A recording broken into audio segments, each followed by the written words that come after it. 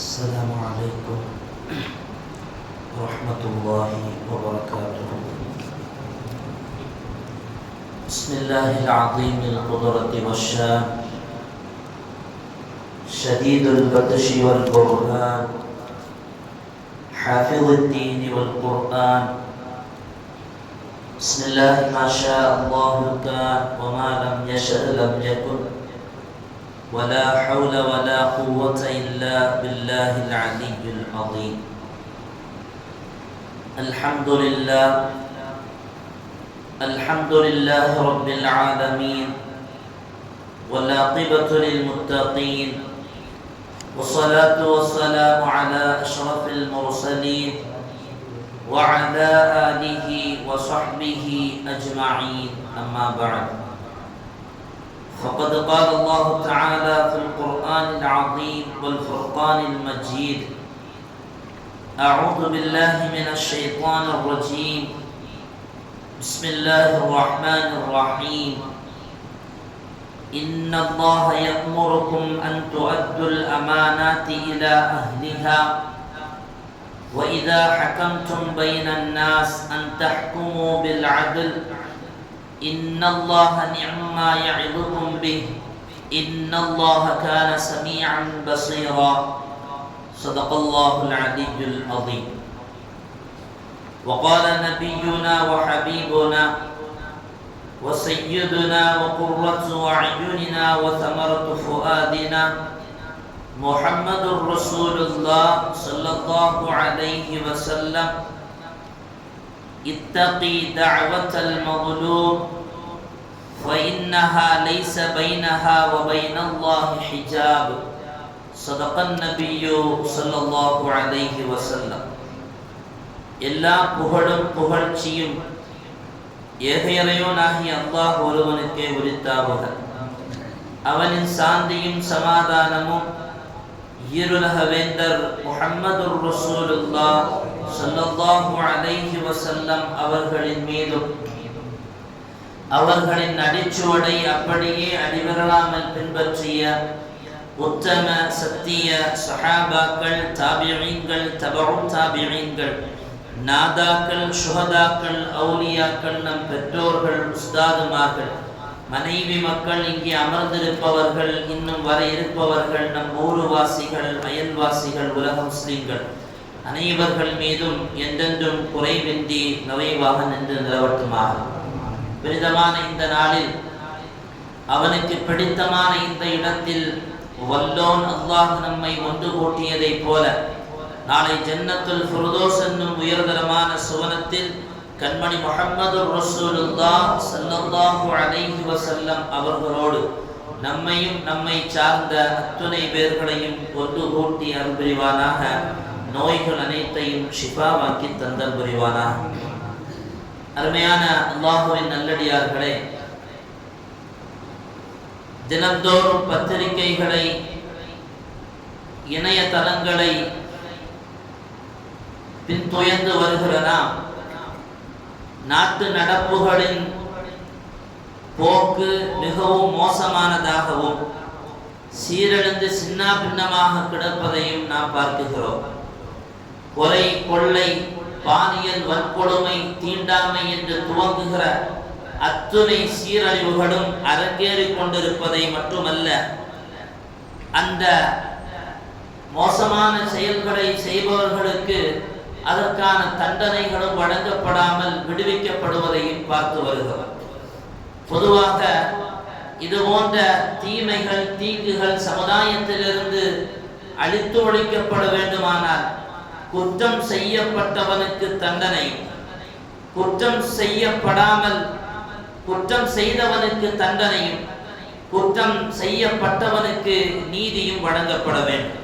இந்த இரண்டும் நடக்காதவரை சமுதாயத்தில் இது போன்ற தீமைகளை விலகி நாம் ஒருபோதும் வாழ முடியாது. ஆனால் இதுவெல்லாம் மாற்றமாகத்தான் இன்று வரையிலையும் நடந்து வருகிறது. குற்றம் செய்தவனுக்கு விடுதலை, குற்றம் செய்யப்பட்டவனுக்கு தண்டனை. அருமையானவர்களே, இந்த நிலை மாற வேண்டுமானால் ஆட்சியில் இருப்பவர்கள் நல்லவர்களாக இருக்க வேண்டும். ஆட்சித்தளத்தில் வருபவர்கள் நியாயமானவர்களாகவும் அதே நேரத்தில் சிந்தனையாளராகவும் இருந்தால் இது போன்ற தீமைகளை எல்லாம் ஒழித்து நல்ல ஒரு சுமூகமான நல்ல ஒரு சூழலை எங்கும் எந்த இடத்திலும் ஏற்படுத்திவிட முடியும் என்பதைத்தான் இஸ்லாமிய நீதிபதிகளாக வாழ்ந்த ஆட்சியாளர்களாக வாழ்ந்தவர்களின் வரலாறுகள் நமக்கு சொல்லித் தருகிற தகவல். ஒரு நீதியாளன் ஒரு ஆட்சியாளன் எப்படி இருக்க வேண்டும்? அவன் நியாயமானவனாக மட்டும் இருந்தால் போதாது, புத்திசாலியாகவும் இருக்க வேண்டும். ஒரு நீதியை ஒரு தீர்ப்பை கைகாரியம் செய்கிற நல்ல புத்தி கூர்மை உள்ளவராகவும் நீதியாளன் இருக்க வேண்டும்.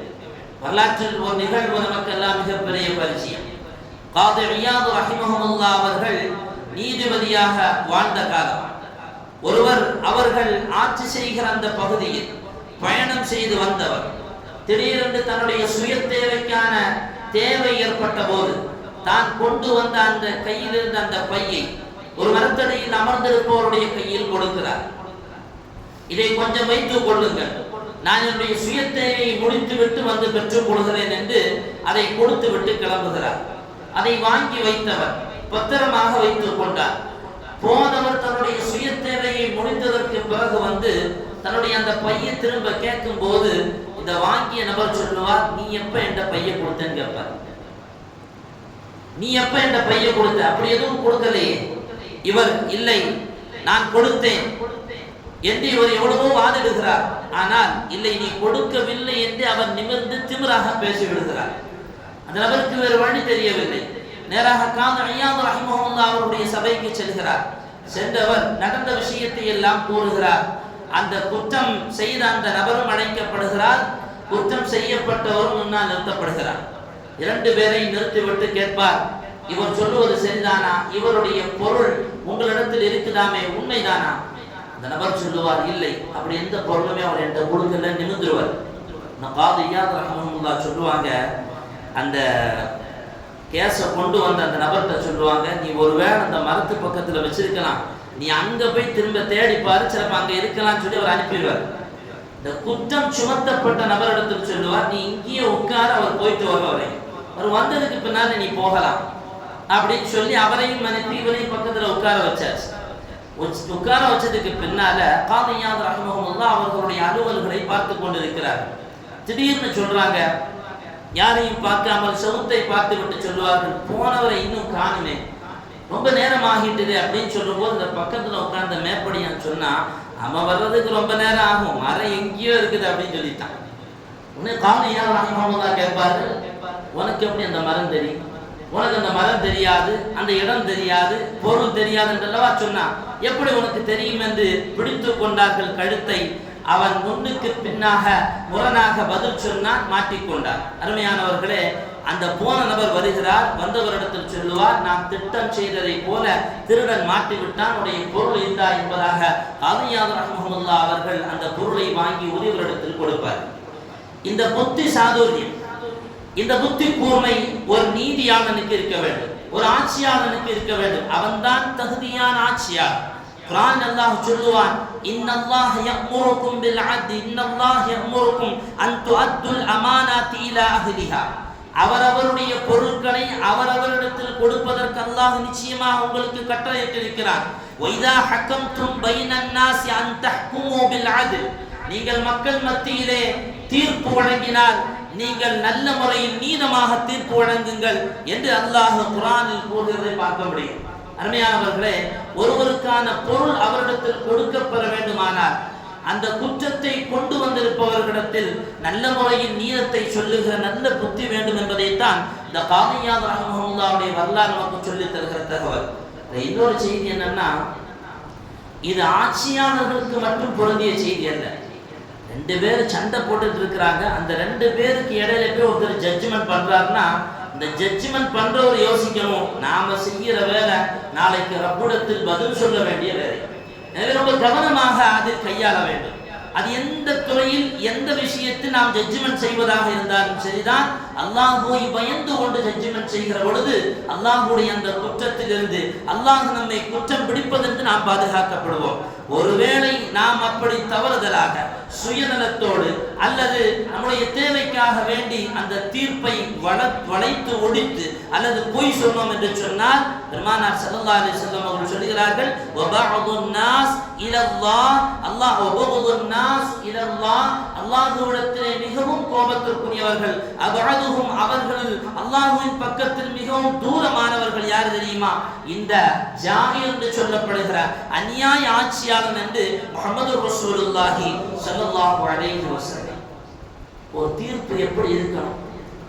அல் அத்லு இஅதாஉ குல்லி தி ஹக்கின் ஹக்கா. அவையில் சொல்லுவார்கள், நீதம் என்று சொன்னால் என்ன தெரியுமா? அவன் உரிமை அவனவனிடத்தில் கொடுக்கப்பட வேண்டும். நீதம் என்பது அவனவனுடைய உரிமை அவனவனுக்கு கொடுக்கப்பட வேண்டும். பாதிக்கப்பட்டவனுக்கு நீதம் கிடைக்க வேண்டும். குற்றம் செய்தவனுக்கான தண்டனை வழங்கப்பட வேண்டும். இந்த இரண்டும் சரியான முறையில் தீர்ப்பு வழங்குகிற ஸ்தானத்தில் இருப்பவன் நடத்தாத வரை சமுதாயத்தில் ஒருபோதும் குற்றங்களை ஒழிக்க முடியாது என்கிறது இஸ்லாமிய மார்க்கம்.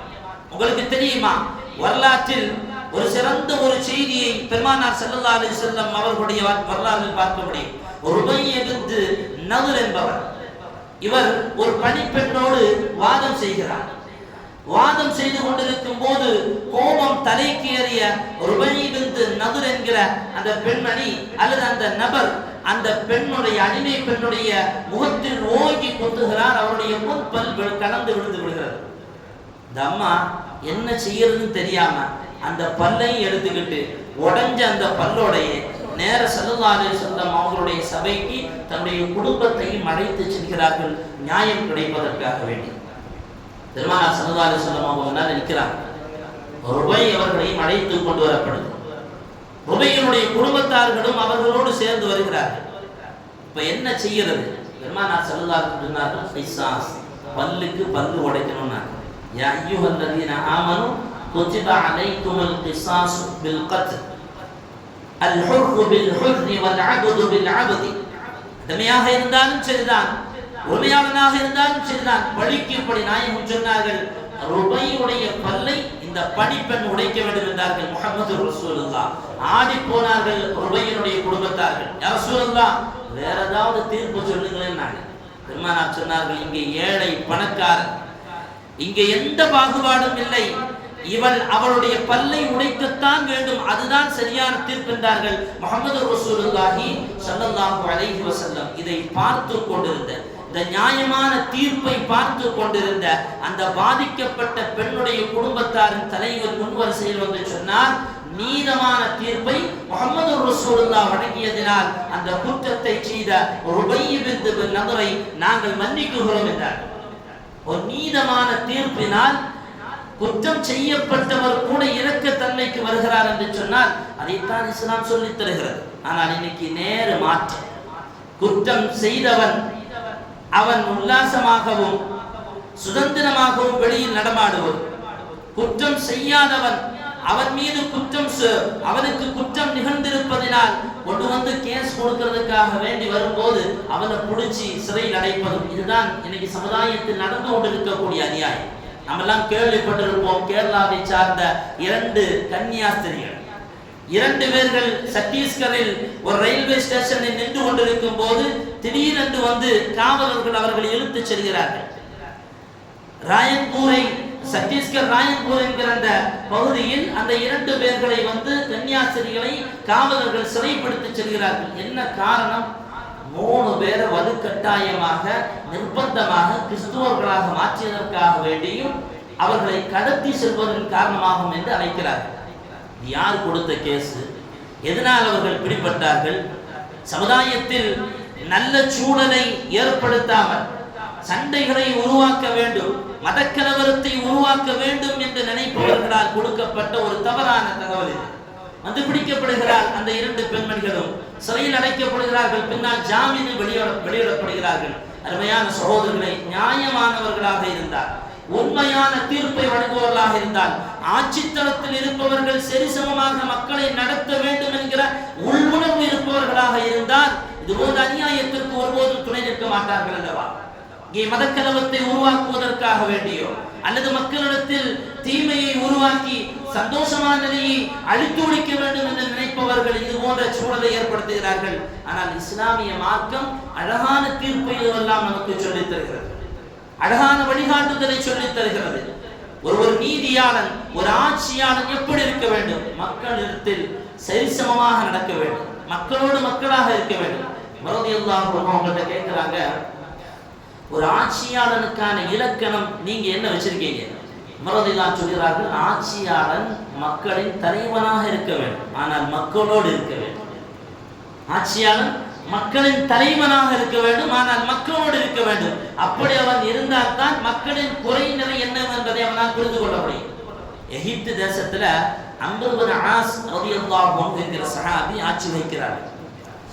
அப்போ அவங்க பொறுப்புல இருக்கக்கூடிய அந்த எகிப்து தேசத்தில் பரவலாக கிறிஸ்துவர்கள் வாழ்ந்து வருகிறார்கள். அம்ர் பின் ஆஸ் ரலியல்லாஹு அன்ஹு அவர்கள் அந்த மக்களுக்கு, கிறிஸ்துவர்களுக்கும் சரி முஸ்லிம்களுக்கும் மத்தியிலும் சரி, சரிசமமாக நீதத்தை பேணி வரக்கூடிய ஒரு ஆட்சியாளராக இருந்து வருகிறார்கள். திடீர்னு பார்த்தா கொஞ்சம் கூட்டம் அம்ர் பின் ஆஸ் ரலியல்லாஹு அன்ஹு வந்து நிக்குது. வீதியில வச்சிருந்த எங்களுடைய இயேசுநாதருடைய சிலையின் மூக்க உடைச்சு போட்டான் அவங்கால அப்படின்னு சொல்லி. யார் உடைச்சான்னு தெரியல. நாங்க இயேசுவை வணங்குகிறோம், உண்மையில எங்கள்ல யாருமே அவருடைய அந்த சிலையினுடைய மூக்கை உடைக்க மாட்டோம். கண்டிப்பா இதை முஸ்லிம்கள் யாராகத்தான் செய்திருக்க வேண்டும், எங்களுக்கு தீர்ப்பு வேணும்னு கேட்கிறாங்க. அப்ப அம்ர் பின் ஆஸ் ரலியல்லாஹு சொல்றாங்க, கண்டிப்பா முஸ்லிம்கள் யாராவது செஞ்சிருப்பாங்க, ஏன்னா நீங்க இயேசுநாதரை பெரிய கடவுளாக மதிக்கிறீங்க, அதனால நம்ம தீர்ப்பு வழங்கலாம் என்று சொல்லி அம்ர் பின் ஆஸ் ரலியல்லாஹு கேட்கிறாங்க. என்ன பண்ணலாம்னு கேட்கிறாங்க வந்த அந்த கிறிஸ்துவ மக்களிடத்தில். அப்ப அதுல இருந்த பாதிரியார் சொல்கிறார், அதுல இருந்த கூட்டத்தார்கள் கோஷமாக சொன்னார்கள், இதை போல ஒரு சிலை உங்களுடைய நபிக்கு செய்ய வேண்டும். வந்தவர்கள் சொன்னார்கள், முஹம்மது ரசூலுல்லாஹ்வுக்கு ஒரு சிலை வடிக்க வேண்டும், அந்த சிலையில் இருக்கக்கூடிய மூக்கை உடைக்க வேண்டும். அமர்ந்திருந்த அம்ர் பின் ஆஸ் ரலியல்லாஹு அன்ஹு அவர்கள் குதித்து எழுந்தார்கள், வார்த்தையை அளந்து பேசினார்கள். வார்த்தையை அளந்து பேசி, எங்கள் முஹம்மது ரசூலுல்லாஹ் ஸல்லல்லாஹு அலைஹி வஸல்லம் அவர்கள், எங்கள் பெற்றோர்கள், எங்களுடைய பிள்ளைகள் எங்களுக்கு முன்னால் கண்டம் துண்டமாக வெட்டப்பட்டிருந்தாலும், ஏன் நாங்கள் கண்டம் துண்டமாக வெட்டப்பட்டிருந்தாலும் எங்கள் முஹம்மது ரசூலுல்லாஹ்வின் மீது ஒரு சின்ன முள்ளு கூட தைப்பதை நாங்கள் பொறுத்து கொள்ள மாட்டோம். வார்த்தை அளந்து பேசினார்கள். சையதுனா அம்ர் பின் ஆஸ் ரலியல்லாஹு ஆடி போனார்கள். அத்தனை பேர் நாயகத்திற்கு இவ்வளவு மதிப்பா, நீங்கள் கொண்டிருக்கக்கூடிய ஈமான் வைத்திருக்கக்கூடிய முஹம்மது நபிக்கு இவ்வளவு மதிப்பா என்று வியந்து பார்த்தார்கள் வந்தவர்கள் எல்லாம். அம்ர் பின் ஆஸ் வந்து சொன்னார்கள், இதுவரைக்கும் உங்களுக்கு ஒரு மரியாதை என்று இருந்து, அந்த மரியாதையை நீங்க எடுத்துட்டீங்க, இந்த மரியாதை நீங்க கெடுத்துட்டீங்க. இருந்தாலும் ஒரு ஆட்சியாளன் என்பதனால் சரியான தீர்ப்பை வழங்க வேண்டும் என்பதனால் வந்ததற்காக வேண்டி சொல்லுகிறேன், என்ன செய்ய வேண்டும் சொல்லுங்கள். வந்தவர்கள் மன்னிப்பு கேட்கிறார்கள், நீங்கள் இவ்வளவு தூரம் அவங்க மேல மதிப்பு வச்சிருப்பீங்கன்னு எங்களுக்கு தெரியாது, நாங்க இந்த மாதிரி நடந்து கொள்றதுக்கு நீங்க மன்னிச்சுக்கன்னு கேட்டாங்க. அம்ர் பின் ஆஸ் ரலியல்லாஹு சொன்னார்கள், வேணும்னா ஒண்ணு செய்யலாம், முஸ்லிம்கள் யாராவது ஒருவருடைய மூக்கை நீங்க உடைச்சுக்கங்க, நான் எல்லோரையும் ஒரு மைதானத்தில் ஒன்று கூட்டுகிறேன். வந்தவர்கள் சரி என்று கிளம்புகிறார்கள். போனதுக்கு பின்னால் அம்ர் பின் ஆஸ் ரலியல்லாஹு ஒரு நாள் முஸ்லிம்களிடத்தில் அறிவிப்பு செய்து எல்லோரும் எகிப்தினுடைய ஒரு மைதானத்தில் ஒன்று கூடுகிறார்கள்.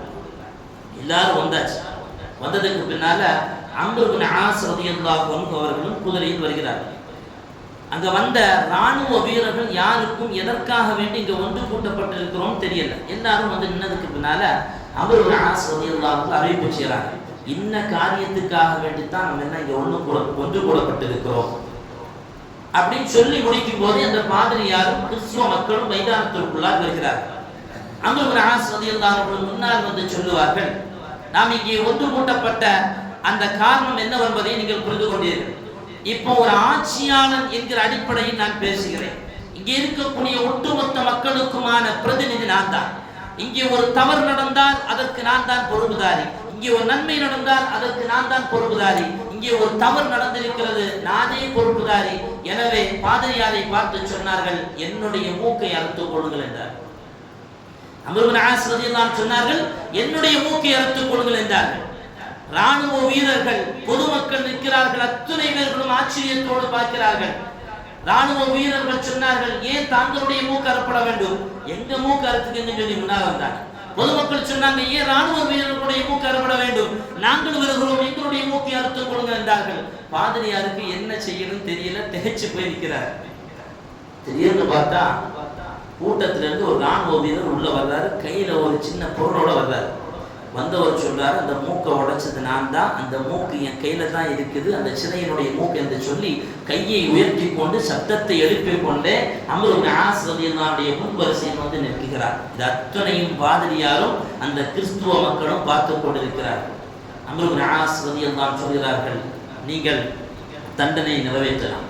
பாதிரியார் சொன்னார், எப்போ நீங்க குற்றத்தை ஒத்துக்கொண்டீர்களோ, எப்போ உங்களுடைய மூக்கு அறுபடுவதை இந்த சமுதாயம் ஏற்றுக்கொள்ளவில்லை, எங்களுடைய மூக்கை அறுத்துக் கொள்ளுங்கள் என்று முன்வரிசையில் வந்து விட்டார்களோ, அப்போவே நான் எல்லோரையும் மன்னித்து விட்டேன், அந்த குற்றத்தை மன்னித்து விட்டேன். உண்மையில் கிறிஸ்துவர்களிடத்தில் இயேசுநாதர் உயர்ந்தவர் தான், முஸ்லிம்களிடத்தில் முகமது நபி சிறந்தவர் தான்.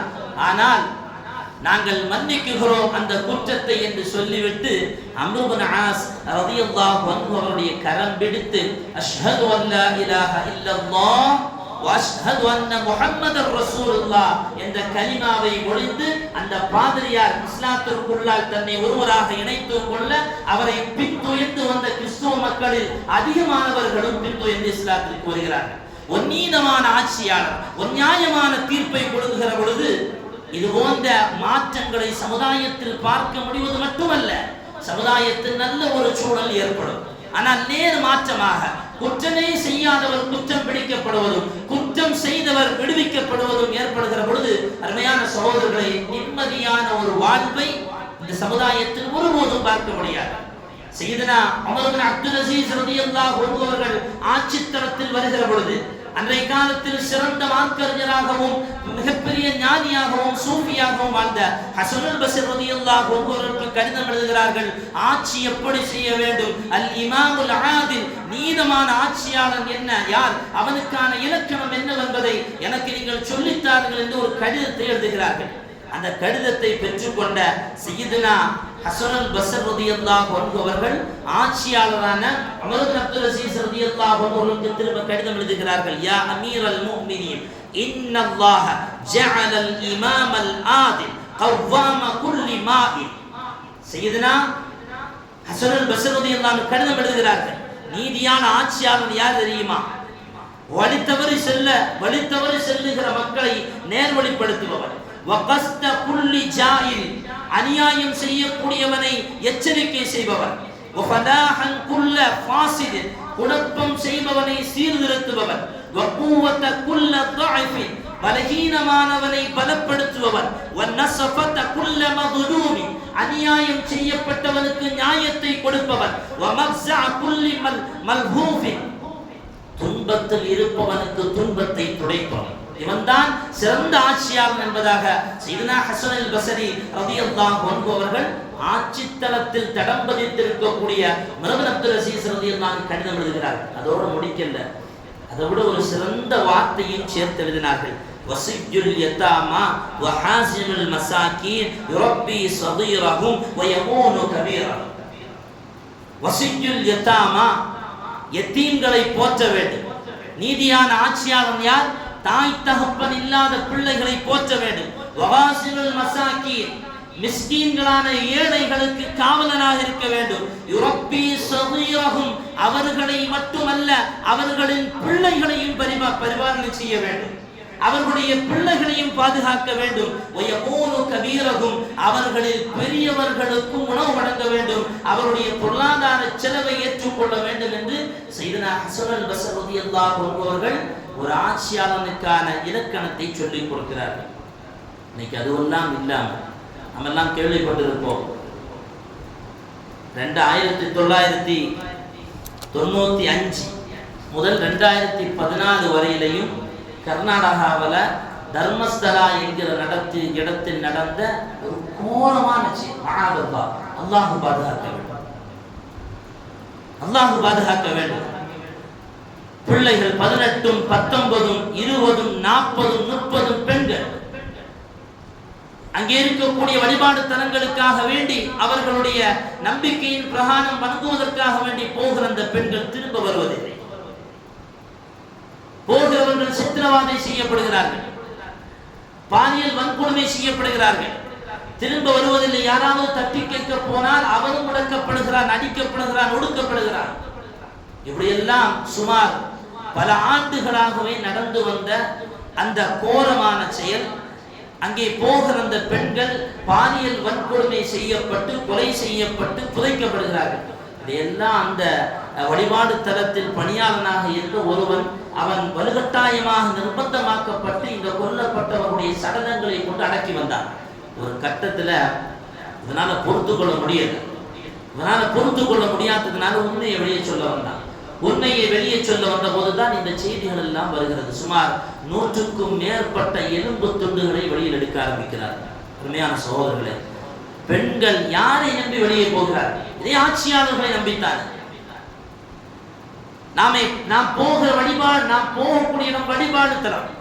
நாம் நம்பிக்கை வைத்திருக்கக்கூடிய இடத்திற்கு நாம் வழிபாடு செய்ய போகிறோம் என்றால் அங்க கூட அவனுக்கான சரியான பாதுகாப்பு இல்லையானால் என்ன ஆட்சி, என்ன பாதுகாப்பு, என்ன நீதமான தீர்ப்பு?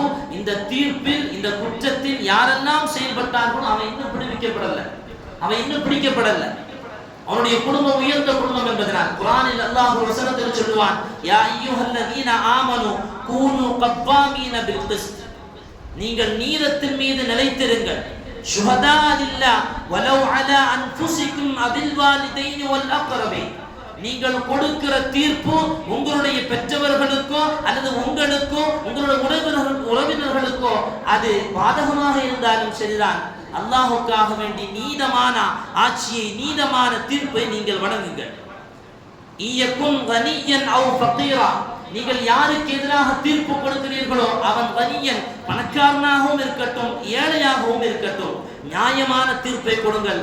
ஃபலா தத்தபிஉல் ஹவா அன் தஅததிலு, நீங்கள் கொடுக்கிற தீர்ப்பில் மனோ இச்சையை ஒருபோதும் பின்பற்றாதீர்கள். நீங்கள் கொடுக்கிற தீர்ப்பை மாற்றவும் செய்யாதீர்கள், கொடுக்கிற தீர்ப்பை நீங்கள் புறக்கணிக்கவும் செய்யாதீர்கள். ஃபைன்னல்லாஹ கான பிமா தஅமலூன கபீரா, அல்லாஹ் எல்லா விஷயத்தையும் அறிந்து கொண்டிருக்கிறார், அல்லாஹ் எல்லா விஷயத்தையும் பார்த்து கொண்டிருக்கிறார். வரலாற்றில் எத்தனையோ நிகழ்வுகளை பார்க்கிறோம். நியாயமான தீர்ப்பு கொடுக்காமல் அநியாயமான தீர்ப்பு கொடுத்து, தீர்ப்பு கொடுக்கப்பட்ட அந்த அநியாயம் செய்யப்பட்டவர் அவருடைய மனக்குமரல் அல்லாஹ்வுடைய அரிசை தட்டும். இத்தகி தஅவத்தல் மதுலூம், என் ஹபீபு சொன்ன வார்த்தை. யமன் தேசத்தை நோக்கி முஆத் இப்னு ஜபல் ரலியல்லாஹு அன்ஹு அனுப்புகிற போது ஆட்சித்தலத்தில் அமர்கிற முஆதே, இத்தகி தஅவத்தல் மதுலூம், அநியாயம் செய்யப்படுபவனுடைய துஆவை நீ பயந்து கொள். அல்லாஹ்விடத்தில் அந்த துஆவுக்கு எந்த திரையும் இல்லை, அல்லாஹ் அதை ஏற்றுக்கொள்வான். வலவ் கான காஃபிரா, அவன் முஸ்லிம் என்பதல்ல, அவன் காஃபிராக இருந்தாலும் சரிதான் என்றார்கள் முஹம்மது ரசூலுல்லாஹி. அருமையானவர்களே, எனவே எந்த நேரத்திலும், எந்த நிலையிலும், எந்த இடத்திலும் சரிதான், எந்த சூழலிலும் சரிதான், யாருக்கு தீர்ப்பு வழங்குவதற்காக முன்வரிசையில் நாம் வந்தாலும் சரிதான், நாம் பெரிய பொறுப்பில் இருக்க வேண்டும் என்கிற அவசியம் இல்லை. நாம் கொடுக்கிற தீர்ப்பு வெறும் 2 பேர்களுக்கு மத்தியில் ஆனாலும் சரிதான், நியாயமாக இருந்தால் அல்லாஹ் நாளை அவனுடைய சிம்மாசனத்திற்கு பக்கத்தில், அல்லாஹ் அவனுடைய அரிசிக்கு பக்கத்தில் ஒரு மிம்பரை தருகிறேன் என்று சொல்வதாக முஹம்மது ரசூலுல்லாஹி ஸல்லல்லாஹு அலைஹி வஸல்லம். எனவே இது போன்ற நியாயமான தீர்ப்புகளின் பக்கம், நியாயத்தின் பக்கமே நாம் வாழ வேண்டும். அப்படி நியாயமான தீர்ப்பை வழங்கக்கூடிய நியாயவான்களான ஆட்சியாளர்களை அல்லாஹ் நமக்கு தந்தல் புரிவானாக. அநியாயம் செய்யப்பட்டவர்களுக்கான சரியான தீர்ப்பும் அவர்களுக்கான நியாயமும் கிடைப்பதற்கு அல்லாஹ் தௌஃபீக் செய்தல் புரிவானாக. வஆகிரு தஅவானா அல்ஹம்துலில்லாஹி ரப்பில் ஆலமீன். அஸ்ஸலாமு அலைக்கும் வரஹ்மத்துல்லாஹி வபரகாத்துஹு.